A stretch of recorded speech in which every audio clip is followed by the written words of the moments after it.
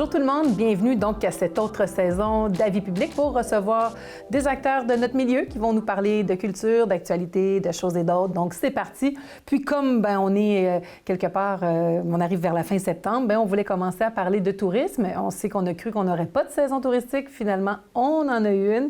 Et on a le grand bonheur d'avoir avec nous Yvonne Tremblay qui est agente en tourisme et aux communications chez Promotion Kamouraska. Bonjour Yvonne. Bonjour Annie. Comment ça va? Ça va bien. Bon, on sait que toi, tu es au cœur des activités touristiques. Alors, peut-être le premier bilan de ce que tu entends, de ce que tu as vu. Comment s'est passée la saison touristique au Kamouraska? Est-ce qu'on a fait aussi bonne figure que la Gaspésie? Différemment, je dirais. Mais lorsqu'on part du principe, à savoir, au mois de mai, on se posait la question, est-ce qu'on va avoir une saison touristique? Alors, je pense qu'on peut être rassuré, oui, on a eu une saison touristique différente de ce qu'on avait les années précédentes. Mais oui, les gens sont venus nous visiter. Toutefois, les étrangers ne sont pas venus, étant donné la fermeture des frontières. Alors, les Québécois sont venus au Bas-Saint-Laurent, tout en se rendant en Gaspésie, oui. Quand vous dites différente, moi, quand je me promenais, j'ai bien vu, dans les endroits où il y avait toutes les mesures sanitaires, mais honnêtement, je trouvais que ça coulait quand même pas mal. Quand vous dites différente, vous entendez quoi? Parce que vous êtes avec les acteurs du milieu. Oui, bien, en fait, différent, c'est qu'habituellement, les gens arrivaient, puis il y avait plus de spontanéité dans le voyage. Je vais dire improvisation, mais je ne le dis pas de façon péjorative. Les gens arrivaient, ils savaient qu'ils voulaient se rendre, par exemple, mettons, jusqu'à Rimouski, mais leur trajet n'était pas déterminé comme cette année. Les gens passaient des séjours plus longs. Moins de sauts de puce, moins de nuits à des endroits différents. Les gens louaient pour plus longtemps, 2 jours, 3 jours, 4 jours. Les responsables d'hébergement, les propriétaires des hébergements, c'est ce qu'ils nous disaient cet été, que les nuitées étaient plus longues et certains, je dirais, privilégiaient ça, ne prenaient pas de réservation nécessairement pour une nuit uniquement, pour 2 nuits. Et je pense que ça s'est intégré automatiquement là, pour les gens. Puis personne n'a été réfractaire à cette idée-là. Donc, quand je parle de différent, il y a ça. Les gens arrivaient préparés ou ils étaient déjà installés dans la région puis nous demandaient qu'est-ce qu'on peut faire. On est ici là, pour 4 jours. Qu'est-ce qu'on peut faire comparativement où là, les gens pouvaient arrêter, puis fallait plus leur vendre la région. Là, ils étaient déjà convaincus. Ils s'étaient documentés, oui. Puis je pense que certains touristes aussi avaient peur de se retrouver des fois avec des restaurants surbookés ou pas avoir de place. Donc, ça, c'est généralisé dans la région du Québec. Là. Donc, on prenait pas de chance. Non, c'est ça. Puis cette année, ce que j'ai remarqué, nous, on prend des statistiques quand les gens viennent nous voir par le code postal des gens et tout ça. Et là, ce qu'on a remarqué, c'est comparativement à l'an dernier, où 98 % des gens arrivaient et prenaient leur information directement au comptoir. Cette année, c'est 91 %. Donc, les gens nous ont plus appelés et nous envoyaient plus de courriels pour avoir notre brochure, avoir de l'information. Donc, les gens arrivaient déjà préparés ou se préparaient beaucoup plus d'avance que les autres années. Donc, c'est intéressant. Quand je parle de différent, c'est ça. Puis une fois sur place, je pense que le charme opérait. Oui, Est-ce que des fois, vous faisiez des petites blagues quand on venait de Montréal ou Québec? Certains devaient savoir qu'on était un petit peu sur les freins. Pas une minorité, mais quand même, elle s'est fait entendre beaucoup, cette minorité. Ils sont le plus entendus vraiment quand on a ouvert. Okay. Nos bureaux d'information touristique à la Pocatière et Kamouraska ont ouvert le 24 juin. Malheureusement, à Saint-Pascal, ça n'a pas été possible à cause de la forme du local où la distanciation était malheureusement pas possible cette année. Mais ça, on l'entendait plus au début par les appels puis par la présence des gens. Quelques personnes étaient inquiets. Mais sinon, je dirais que quand les gens me parlaient, qui étaient dans la région, ils disaient qu'il y avait un bel accueil, puis un magnifique accueil là, des gens. Là, c'était... je pense que... J'ai pas entendu quoi que ce soit. Parce que les gens ont su, on est tanné d'entendre ce mot-là, mais se renouveler, là, je pense qu'on a vu ça particulièrement au Kamouraska cet été. Parlez-nous justement de la maison du tourisme à la Pocatière. Donc ça, on sait que c'est encore nouveau pour plein de gens qui sont peut-être dans un 2e séjour, ils ne l'avaient pas vu. L'achalandage, est-ce qu'on est allé voir? Est-ce que les activités à l'intérieur avaient lieu quand même? Non, malheureusement. Cette année, toujours à cause des mesures sanitaires et de la distanciation là, qui devait être respectée. Alors, nous, la façon qu'on fonctionnait, on travaillait avec des masques, il y avait les obligations de nettoyer les poignées de porte, comptoirs, plexiglas, etc., etc. Et pour cette année, malheureusement, le dôme, le film 360 degrés immersif, là, n'a pas été projeté à cause de ça. Et la halte marine aussi qui se trouve là n'a pas été ouverte. On avait donc, vous étiez vraiment un lieu de transition pour donner de l'information. C'est ça. Mais vous n'avez pas encore de chiffre officiel, étant donné que la saison n'est pas terminée. C'est ça. Mais en septembre, ça pourrait ressembler à quoi, étant donné qu'il n'y aura pas d'Européens? Est-ce que vous pensez qu'il y a des retraités, par exemple, qui ont peut-être fui les familles? Parce que tu veux pas, on peut être bruyant, puis des fois, on cherche d'autres choses, une autre sorte de tranquillité. Avez-vous des appels pour dire que septembre-octobre pourrait être intéressant, plus que par le passé? Ce qu'on remarque, par contre, c'est qu'effectivement, durant l'été, c'est les petites familles qui voyageaient. Et depuis une semaine ou deux, bien là, c'est les couples. Les couples plus âgés qui voyagent, les gens qui sont en VR, qui font du camping. Ça, cette année, au niveau de l'hébergement, les campings, les 2 ou 3 campings à qui j'ai parlé disaient que la clientèle était au rendez-vous. Donc, pour ça, c'était correct. Les hébergements, ski, gîtes, auberges, la clientèle était au rendez-vous aussi. Donc là, ce qui change, là, c'est vraiment un peu comme c'est les couples qui vont voyager. Peut-être qu'ils seront plus nombreux, étant donné qu'il y a moins de voyages. Septembre, c'est aussi souvent la saison de l'Europe. Les Européens viennent, mais nous, on va aussi en Europe. Donc, peut-être qu'on viendra découvrir le Kamouraska. Parle-nous un peu. Il paraît qu'il y a une nouvelle affiche là, qu'on peut voir à la maison du Kamouraska. Oui. Là, c'est une affiche c'est pas une affiche qu'on peut se procurer. Là. Non, en fait, on retrouve les images. Ceux qui se sont procurés notre guide, ils se retrouvent à l'intérieur de notre guide, fiers de nos artistes et artisanes. Je pense pas qu'on puisse le voir. Mais je pourrais vous le laisser après. Alors, ce qu'on souhaitait avec ça, tout comme une autre affiche qui était là l'an dernier au niveau des producteurs, c'est de mettre vraiment de l'avant le visage de nos producteurs, de nos artisans. Parfois, on connaît une sorte de fromage, on connaît un objet fabriqué par un ébéniste, mais là, on met le visage avec le produit, en fait. Puis c'est ça, puisque ces gens-là, ce sont nos ambassadeurs du Kamouraska. Donc, et les gens, les touristes, les visiteurs qui passent trouvent ça sympathique, là. Alors, c'était ça, là, de mettre de l'avant les gens là, en format plexiglas. C'est une super bonne idée. Dernière petite question. Oui. C'est sûr qu'au début de l'année, il y avait des inquiétudes chez l'industrie touristique, mais finalement, il a eu lieu cette saison-là. Avez-vous reparlé aux gens, le moral des troupes? Est-ce qu'on est juste en mode survie ou on va vraiment avoir fait, au final, là, des bonnes affaires? Bien, on souhaite faire un dernier sondage à la fin de la saison officielle, mais à la mi-juillet, on en a fait un. Et là, finalement, je vous dirais que ça allait bien. Il y a des gens qui ont une saison au-delà de leurs espérances. Il y en a qui sont venus à bout de récupérer les pertes qu'ils avaient eues lors de la fermeture, lors du confinement et tout. Donc, il y en a ces tendances-ci. Alors, je pense que ça va être relativement positif là, comme saison pour le Kamouraska. Alors, faudra se reparler un peu plus tard pour voir quelle allure va prendre le Kamouraska. On sait qu'il y a quand même les fêtes des champignons qui s'en viennent. Ça suit son cours, on se transforme, on fait l'impossible, on fait le possible avec l'impossible. Yvonne Tremblay, donc agente au tourisme et aux communications chez Promotion Kamouraska. Merci d'avoir commencé cette belle saison avec nous. Ça fait plaisir.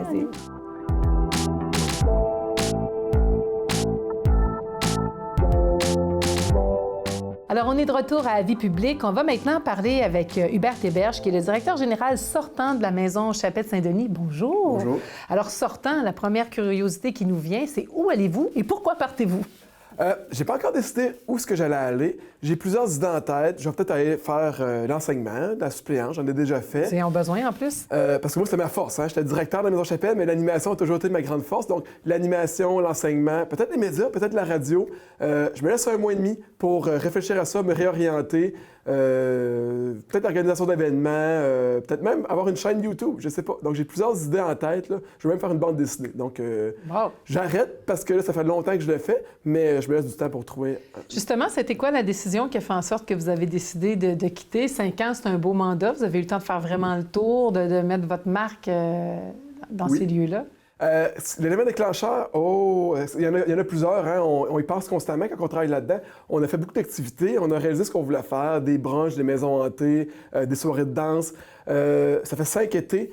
Je vous dirais que les comptes à rendre gouvernementaux, la paperasse, les subventions, ces choses-là, c'est tout bien fait, mais ça peut venir lourd. Et il y en a de plus en plus. Donc, la lourdeur bureaucratique. La lourdeur bureaucratique, ça nous éloigne du public, ça nous éloigne de l'animation que moi j'aimais.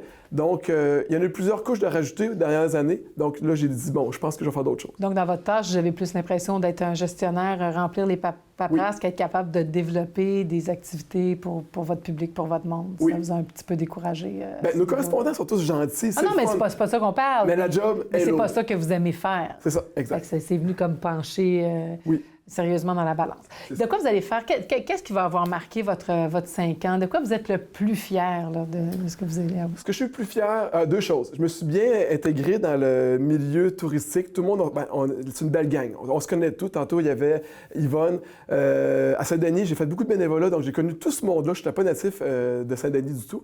Donc, je suis fier de m'avoir intégré. Et je suis fier d'avoir créé les activités hors mur. On est allé plus que jamais dans les écoles, dans les terrains de jeu. C'est plus dur d'avoir les gens qui viennent chez nous, parce que ça prend des autorisations. Donc nous, on s'est dit, on va aller sur place. Donc j'ai fait des activités de théâtre, j'ai fait une activité sur les lieux qui changent. Chaque village a des monuments qui ont disparu, qui sont créés. Donc je faisais apprendre ça aux jeunes. Maison hantée, ça, c'était plus eux qui venaient. Donc l'éventail d'activités s'est beaucoup enrichi pendant que j'étais là, pas juste grâce à moi. Cet été, on a fait une visite à vélo. C'est des gens de notre CIA qui ont monté ça. Très, très fiers de tout ce que... La Maison Chapelle, c'est un lieu, mais on a su la faire sortir du lieu et donner une couleur, finalement. Vraiment un lieu très vivant, c'est ça. C'est un musée, mais qui a su, justement, avoir une belle programmation. C'est dommage que vous quittiez ou vous n'avez pas pu avoir l'été dont vous rêviez parce que les contraintes sanitaires étaient là. Comment on s'en est tiré? Est-ce que ça a eu des impacts sur le nombre de visiteurs, sur les... est-ce que les gens pouvaient avoir peur? Comment vous êtes débrouillés dans tout ça? Parce que vous avez fonctionné, puis c'est des petites pièces quand même. Là. Le principe de distanciation, c'est pas facile. Pas facile. Premièrement, pour les musées, les normes étaient très strictes. On a su à la dernière minute qu'on pouvait faire des visites guidées. Parce qu'au départ, on pouvait ouvrir, mais les gens circulaient librement. Nous, ça ne s'expliquait pas parce qu'on a une maison avec des artefacts de grande valeur. Puis la visite est agrémentée par les guides. Nous, on est costumés, on fait vivre la maison. Donc on s'est dit, bon, si on peut faire de la visite, qu'est-ce qu'on fait? Finalement, à la dernière minute, on peut les faire. Mais c'était pour des gens d'une même famille. Donc on ne peut pas mixer les groupes. C'était pour 5 personnes maximum dans la maison. Donc, on avait beaucoup de limites. On a pu faire les visites, mais on a dû dire non à des gens. Pour la clientèle, ça devait être le fun, par exemple, parce que c'était vraiment personnalisé. Mais au niveau de la rentabilité, c'est autre chose. Oui. On a à peu près 3300 personnes par année dans des activités hors murs et intramuraux. Cette année, ça va tourner autour de 500. Quand même! Faut dire c'est un gros manque à gagner, ça, là. Quand même. On a ouvert juste 4 jours au lieu de 7. Avant, on était 7 jours sur 7. On a ouvert juste à partir de juillet. Avant, on a ouvert à partir de mai. Donc, c'est la moitié des jours. Et c'est un gros manque à gagner, oui, mais il y a eu beaucoup de mesures, de subventions, de programmes pour nous aider. Ouais. Nous, on a appliqué à tout. On n'a pas tout eu, mais on en a eu un peu. Fait que je vous dirais, monétairement, l'état financier est juste dans 6 mois, mais je pense que ça va être pas si mal. Le gouvernement vous a backé là, donc, pour être capable de passer à travers, comme il l'a fait dans plein d'autres secteurs. Exactement. Mais il faut mesurer que là, vous nous parlez de 2500 à 3000 personnes de moins. Si vous n'aviez pas eu ça, vous étiez dans le pétrin pour longtemps. Là. Ah oui, c'est Parce qu'une maison comme ça, il y a énormément... Tu sais, elle a l'âge qu'elle a quand même. Fait qu'il y a toujours de l'entretien, toujours des choses à faire, là, j'imagine. Bien, justement, on veut refaire le toit. Ça fait 2 ans qu'on travaille sur un projet pour refaire le toit. C'est beaucoup de travail, ça également. Ça, c'est un toit dans tout le protocole de l'époque, donc ça coûte une petite fortune, ça, j'imagine? Oui. Un toit de 7... C'est en tôle, ça? C'est un toit comment? Non, c'est du bardeau de cèdre. Ah, OK. Ah, biseauté, teint à l'huile de lin. Donc, c'est toute la procédure originale. Donc, ça coûte... je ne m'avancerai pas sur les chiffres, là, mais ça coûte très cher. On a fait un appel d'offres, on a eu juste une soumission, on regarde ça, qu'est-ce que ça va donner. Ça se peut qu'on le fasse à l'année prochaine. Mais une fois qu'il va être fait, il va y avoir d'autres choses. Vous savez, les maisons anciennes... Ah, c'est ça. Même les maisons modernes, c'est comme ça aussi. Exactement. Imaginez quand elles sont anciennes. Donc, c'est un défi de constamment, puis on a des petits milieux. Fait qu'il y a un peu moins d'argent pour la culture parce qu'on est des petites municipalités, donc il faut faire des campagnes de financement, il faut faire des demandes partout. Est-ce que vous en avez là, cette année à venir, des campagnes de financement? Pour on en a une qui supposément qui faudra prendre place cet automne. Là, c'était juste nos membres. On a eu quand même un bel appui de nos membres, mais là, on va lancer ça publiquement, probablement cet automne. OK. Je vous entends parler beaucoup qu'il y a moins d'argent pour la culture en région, que vous avez... Oui. Est-ce que vous avez l'impression qu'on est laissé pour compte? Est-ce qu'on pourrait faire plus? Est-ce qu'il y a des choses qui n'arrivent pas à la Maison Chapelle parce que vous n'avez jamais d'appui, par exemple? Est-ce qu'il y a des affaires que tu disais, ça n'a pas d'allure, ça fait je ne sais pas combien de temps qu'on est là-dessus, la personne avant moi était là-dessus, ça avance pas. Tu sais, comment vous pouvez m'illustrer que vous sentez ça, qu'on est défavorisé en région au niveau culturel? C'est une bonne question. C'est une très bonne question. Moi, je vous dirais que c'est surtout que on a une région qui est peu peuplée. Donc, en étant peu peuplée, c'est moins de payeurs de taxes, donc c'est moins d'argent dans que ce soit la MRC ou la municipalité directement. Donc, c'est une question de peuplement. Est-ce que les gens font leur job? Oui. Je pense qu'on fait des miracles avec peu. Il y a énormément de bénévoles qui se font. Moi, j'en ai fait énormément à la Maison Chappet. Il y en a qui se font la promotion au Kamouraska. C'est pas su toujours, mais on lit la marchandise. Il n'y a pas beaucoup d'argent. C'est pas nécessairement par manque d'implication de la part des instances gouvernementales, c'est surtout qu'on est un petit milieu, pas beaucoup de monde. Donc, il y a moins d'argent. C'est sûr qu'à Montréal, la municipalité va peut-être donner pour une Maison Chappet quelque chose comme 100 000 par année, mais à Saint-Denis, ils ne peuvent pas donner ça. Ouais. Donc, c'est surtout Puis vous n'aurez jamais le même nombre de visiteurs, c'est deux réalités. Exactement. Là, donc, vous allez partir, là, vous rêvez quoi pour l'avenir, pour la Maison Chappet? C'est quoi les projets que vous aviez pour la Maison Chappet ou que vous voulez passer ou de quoi... À chaque fois qu'on part, on a réalisé quelque chose, puis la personne qui va arriver va devoir relever un autre défi que nous, on n'aura pas relevé. C'est comme ça, c'est pour ça que ça fait du bien de se renouveler. De quoi elle a besoin, la Maison Chappet, dans les prochaines années? C'est une excellente question. Je pense qu'elle va continuer de rayonner. La Maison Chappet est très originale. La visite, elle va toujours être le fun, puis il y a toujours des gens qui vont venir la voir. C'est comme le spectacle Brou. Même si ça fait 30 ans que le monde l'a vu, ils vont venir la voir encore. Mais ce que j'aimerais vraiment, c'est que, c'est le souhait de tous les gens des musées, c'est que les gens locaux soient un peu plus fiers, en fait, connaissent mieux la Maison Chappet. Qui la propose aux visiteurs. Qui la propose plus, qui viennent davantage. Moi, je rêvais de faire un jeu d'évasion, un jeu aussi de clous humains. Vous savez, Meurtre la et mystère, des trucs comme ça. Meurtre et mystère, exactement. Moi, c'était ça des projets que j'avais. Je pense que ça peut se réaliser. Donc, tu pourrais louer ça à des groupes? Oui. Okay. D'avoir plus de on a déjà des mariages, on en a 2 par année, on n'a pas eu cette année.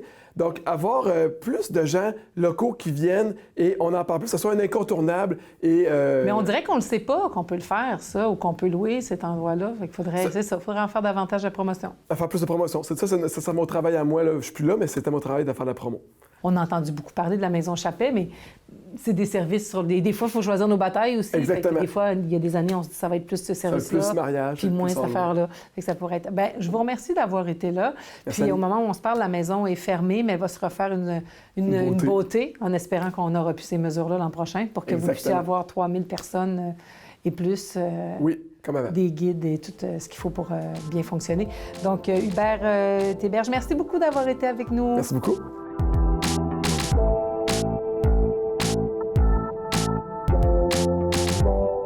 Alors, on est de retour. On le sait, depuis quelques années, on parle beaucoup du champignon, de la mise en valeur de la mycologie sur le territoire. C'est d'ailleurs une des priorités régionales. C'est une prise de position innovante qui a été prise là déjà plusieurs années. Mais à chaque année, on avait le festival, donc, qui permettait de mettre ça en lumière. Cette année, on n'a pas pu vraiment l'avoir, mais on a quand même fait une programmation pour permettre de mettre le champignon à l'honneur, tout le mois de septembre. Pour nous en parler, on a d'ailleurs avec nous qui est Pascal Malenfant. Bonjour. Salut. Qui est chargé de projet en myco-développement à la MRC. Exact. Ça, explique-nous, la MRC a toujours été là. On a beaucoup entendu parler par les années passées du festival forestier par Promotion Kamouraska, entre autres. Mais là, il y a vraiment... Toi, tu es là, tu as un mandat maintenant pour faire du myco-développement. Explique-nous un peu qu'est-ce qu'on fait quand on développe le champignon? Bien, en fait, là, je me permets de répéter que ça fait 10 ans maintenant qu'au Kamouraska, on a choisi de mettre en valeur le champignon de différentes façons dans le but de générer des retombées pour notre région. Et puis, ça faisait tout ce temps-là que différentes organisations qui travaillaient à développer cette filière-là. Et depuis 1 an, la MRC de Kamouraska, avec l'aide notamment du MAPAC, a pu ouvrir un poste. Et puis là, moi, je suis là et puis je suis dédiée au développement de ce secteur d'activité-là. Ce qui fait en sorte que dans les prochaines années, on va voir une accélération dans le développement des activités, puis dans l'accès à la ressource aussi. Parce que quand on parle de développement, bien sûr, là, le champignon, nous autres, c'est ce qu'on a en tête. La cueillette, puis le côté comestible. Festival, le côté comestible, le côté plaisir, gourmet. Mais quand on engage quelqu'un, c'est pas juste pour ça. Exactement. Donc, il y a vraiment une panoplie de choses. C'est ça, entretiens-moi un peu de ça. Oui. Ça peut être quoi? En fait, avec des entreprises, on fait du développement, qu'est-ce qu'on fait? On va parler du Kamouraska mycologique. C'est vraiment le nom du secteur d'activité. Et puis, on peut... en fait, on s'occupe à l'intérieur du Kamouraska mycologique de 3 filières différentes. Donc, il y a vraiment la filière du champignon comestible qu'on connaît et qu'on comprend facilement. Donc, on cueille ou on fait de la culture de champignons et puis on transforme, on déguste, on vend. Donc, tu sais, vraiment toute la filière de l'agroalimentaire autour du champignon qui est en développement. La deuxième filière, c'est le mycotourisme. Là, on est vraiment dans le monde de l'expérience. Le Festival des champignons forestiers en fait partie. Mais quand on parle de mycotourisme, il y a tout ce qui est activité de découverte en forêt, mais c'est beaucoup plus que ça aussi. L'éducation aussi. Il y a tout ce qui est éducation, il y a dans les musées, il y a toutes les activités de découverte au niveau, par exemple, de la culture, des techniques de coloration, les autres potentiels des champignons. Donc, on est dans l'expérience au sens large. Puis, la troisième filière, qui est un petit peu moins connue, c'est la filière des mycotechnologies. On développe ça ici au Kamouraska, notamment par la présence des centres d'expertise et surtout Bioptère, qui a une grosse programmation pour supporter l'essor des mycotechnologies. Et là je parle de ça. On trouve quoi là-dedans, la mycotechnologie? Qu'est-ce qu'on fait? On transforme ça pour faire d'autres choses? Donc, autrement dit, il y a un volet que c'est pas juste le manger. On peut faire des choses avec ça. Absolument. Exactement. Là, on n'est pas dans l'alimentaire, on est dans les autres potentiels. On parle de la possibilité de faire des matériaux, de décontaminer le sol, par exemple, des potentiels au niveau pharmaceutique ou de la santé. Donc, il y a vraiment plein de potentiels possibles avec les champignons. Puis, quand on est dans les mycotech, là, il faut sortir un petit peu de l'idée du chapeau qui a poussé entre deux arbres dans la forêt, celui qu'on voit, là, puis qu'on a envie de manger. Là. On n'est plus là. On arrive dans les geeks du champignon. On est dans la production, on est au labo, on est dans la sélection, la domestication des souches, la performance des souches. Dans la science. On est dans la science, dans le but de... Par exemple, mettons qu'on prend les mycomatériaux. On pourrait très bien produire quelque chose de très dur comme du mobilier, comme ça ici. OK, faire des meubles. Bien, absolument, comme quelque chose aussi de plus mou, comme des cuirs. Tout ce qui est panneaux de possible de filtration. penser d'exploiter ça à grande échelle sans tomber dans un désastre environnemental? Bien, au contraire, tout est parfaitement écologique. Okay. Donc, c'est justement une voie d'avenir. Okay. Et puis là, c'est sûr qu'on est... Faire une belle table en champignons de Kamouraska. Bien oui. L'année prochaine, là, dans la vie publique, ça serait parfait. Bien, parfait. Écoute, nous autres, si vous venez nous la faire en expérience, on va apprendre. Pas trop. Mais ce qu'il faut comprendre aussi, c'est que c'est la filière qui est la moins mature, c'est-à-dire qu'on est encore beaucoup en recherche, mais surtout en transfert vers les entreprises. On apprend. On est en période d'apprentissage, puis on commence à tendre des perches tranquillement, à faire des essais. Oui, c'est ça, mais en même temps, est-ce qu'il y a des joueurs là-dedans? Là, tu sais, c'est beau, ça, de rêver ça, puis savoir qu'on a la technologie. Est-ce qu'il y a des gens, est-ce qu'il y a des industries qui s'intéressent à ça, qui sont... qui pourraient... Il y en a. On accuse un certain retard. Il y a des entreprises qui sont déjà des beaux cas de succès au niveau des mycotechnologies ailleurs, en Europe ou aux États-Unis. Chez nous, le transfert est amorcé. Il y a beaucoup d'entreprises qui souhaitent se développer là-dedans. On va voir d'ici 5 ans le portrait changer ici, je l'espère, au Kamouraska à ce niveau-là. J'aimerais qu'on parle quand même de ce fameux mois qui s'est terminé. Vous avez toujours une belle programmation au festival, soirées gourmandes, etc. Là, c'est un petit peu plus compliqué cette année. Alors, ça a pris quelle forme? De quelle manière vous avez voulu quand même laisser votre trace et qu'on n'oublie pas, parce que ce n'est que partie remise pour l'an prochain. Exact. On espère tous. Exact. Puis, tu sais, ici au Kamouraska, on souhaite vraiment devenir une destination mycotouristique là, de choix. Donc, il y a beaucoup d'efforts qui sont faits au niveau touristique, notamment dans le Haut-Pays. Puis c'est sûr que le festival est vraiment un attrait. C'est un événement unique au Québec. Au printemps, quand on a pris la décision d'annuler le festival, on était tous bien déçus. Là. On avait une nouvelle formule sur la table. Là. Ce n'est que partie remise. On vous parle de ça en 2021. Mais donc, on voulait quand même s'assurer qu'il y ait un tourisme d'automne, une programmation, une offre mycotouristique. Donc, c'est comme ça que la programmation du mois du champignon est arrivée. Avec tous les promoteurs du festival, Groupement forestier Grand Portage, Bioptère, Bistrot Côté Est, Promotion Kamouraska, maintenant la MRC aussi. Donc, on s'est dit comment on peut faire là. Et puis, en réalité, en faisant le mois du champignon, qui a débuté le 20 septembre, qui a débuté le 20 août, se terminant le 20 septembre, ça permettait aux promoteurs même de dire, OK, moi, je suis capable d'offrir cette activité-là en respectant les consignes sanitaires. Donc, on a tout mis ce que les promoteurs étaient capables de développer pour le mois du champignon à l'intérieur d'une programmation. Et puis, c'est un bon succès. Les activités, ça a bien fonctionné. Ça fonctionne bien, c'est ça. Puis c'est un pont, c'est pas comme avant, mais ça va revenir. Ce serait peut-être important, en terminant, là, de parler aussi dans le développement, il y a tout ce site Internet qu'on peut consulter. Là. C'est quand même pas rien, bâtir un site Internet. Qu'est-ce que vous vouliez avoir comme image? Qu'est-ce que vous vouliez qu'on retrouve quand on arrive là-dessus? Parce que maintenant, c'est très épuré, fait qu'il faut trouver rapidement ce qu'on veut. Donc, qu'est-ce que vous avez mis en vedette? Bien, en fait, on est vraiment content d'avoir maintenant le site Internet, le Kamouraska mycologique. Ça faisait longtemps qu'on avait hâte d'avoir une vitrine pour que partout au Québec, Canada, international, on puisse voir ce qui se passe chez nous au niveau des champignons. Et puis, vous allez aller visiter au www.mycokamouraska.com. On va tomber dessus. Puis là, vous allez découvrir tous les produits, tous les producteurs, tous les services mycologiques qui sont offerts dans la région, que ce soit du... Donnes-tu des recettes? Bien, pas encore. Bon, ça va être le prochain pas. J'ai plein de projets, là.